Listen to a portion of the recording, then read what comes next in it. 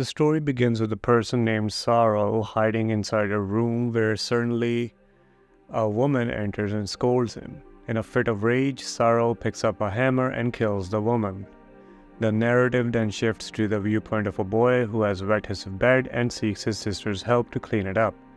While listening to a conversation between his mother and sister, it becomes apparent that their mother is neglectful and wishes that they were never born, and soon after that, she leaves the house. お母さん、授業参観のことなんだけど。うるさい！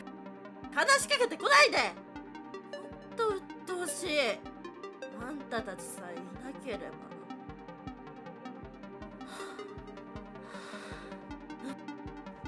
2 months pass by, and the two siblings are living on their own with trash lying everywhere, and both of them are living off of instant noodles.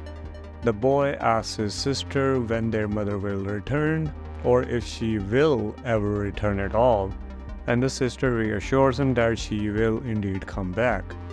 4 days later, the boy wakes up to find his sister missing, and few more weeks pass by, and the boy is in his school doing his tasks, and at off time, the teacher warns the students not to follow strangers. She asks the boy where his sister is, and he says that he has no idea. To which she replies that if anything is wrong, then he can talk to her. The boy goes back home with his friends, and on the way back, they play hide and seek, but they are being stalked by a creepy man. They dodge him and escape, and then they come across a store where the boy's friends challenge him to steal, and out of desperation, he complies, as he does not have any food at home and no sister to cook for him.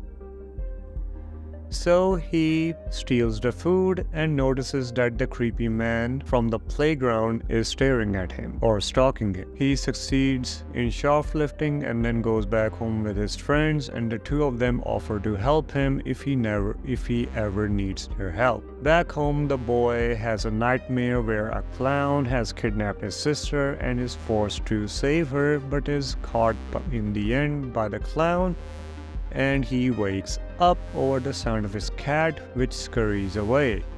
The boy follows it only to find the window open with drag marks everywhere. The boy finds the cat inside a closet, but he gets kidnapped by the same creepy man who stalks him inside the store as well as the playground. This man has also kidnapped his sister, and the boy loses consciousness and then wakes up in the same room that is shown in the beginning of the game with a bloody hammer, which the boy uses to escape through the window. The boy also finds his sister in another room, but she says that it's part of her plan to get their mother to come back, which is why she has asked the man to kidnap both of them. The boy, believing that his sister has lost her mind, then proceeds to hide and decides to escape from both of his sister and the creepy man, and while exploring for options, he finds the dead corpse of a woman upstairs with a note written for Sorrow explaining the abuse done to him by the mother.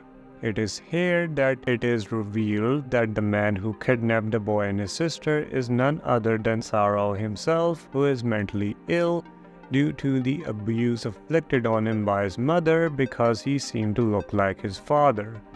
Sorrow killed her using the hammer and stuffed her body and put it inside the attic. The boy then escapes the house and asks for help from one of his friends whose mother owns an orphanage of sorts and decides to hear out what the boy has to say. She believes what he tells her and goes to the man's house to retrieve his sister and tells the man to never come near them again as she will call the cops.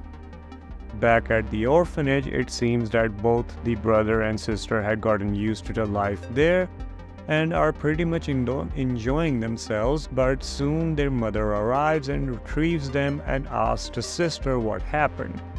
She then scolds her and asks where the man lives and goes to scold him as well, but the man kills her instead as he is not used to being abused like his own mother abused him. The sister cries over their mother's dead body, whereas the boy smiles, seemingly showing a dark ending that the boy is glad that his mother is dead. which is kind of justified for him, I guess, considering she never really took care of them and only saw them as a burden and proceeded to leave them for several months.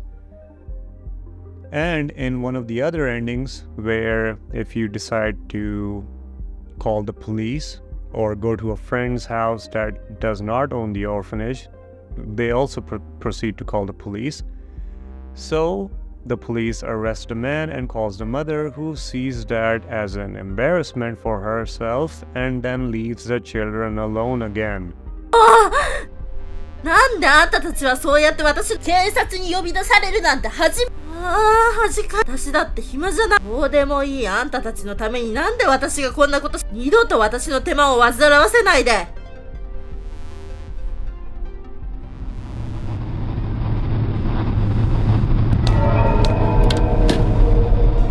なんで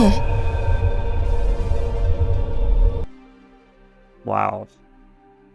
So in the epilogue after the canon ending where the mother died, it shows the police investigation being done at the man's house, and they find the body of the man's own mother upstairs, which is filled with bloody walls.